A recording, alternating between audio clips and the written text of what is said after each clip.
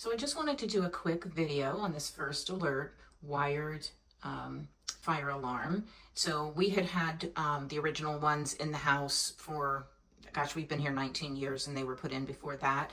And so our wired one, we tested it and it was not working. And so we wanted to get a replacement for that. And so we picked this one and we were hoping it would work. We weren't sure. So we've got this on, it is working. I'm not sure if you can see kind of, there's a green light in there, but you might not be able to see it, but we did test it and it is working.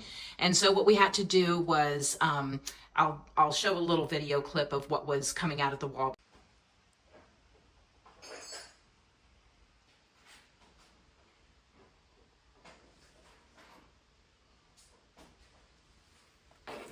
But what we did was we had to take the old wires out and put the new wires that they give you. We had to put those in instead. We took the old plate.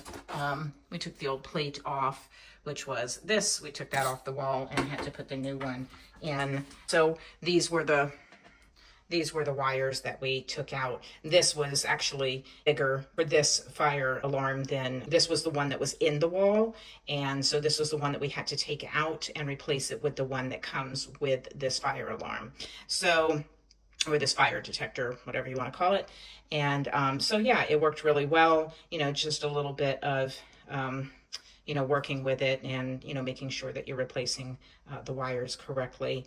And some people may not need to do that. You may just really be able to plug in what you have, and it just depends. Like I said, this one, the one we'd had in there for at least 19 or 20 years, if not more. So anyway, this worked really well. The one that was in there was not one by First Alert, and this replacement was, so it doesn't necessarily need to be that you're replacing a First Alert fire detector, just a wired one, and, you know, just replacing those wires or doing, you know, or just plugging them in will work.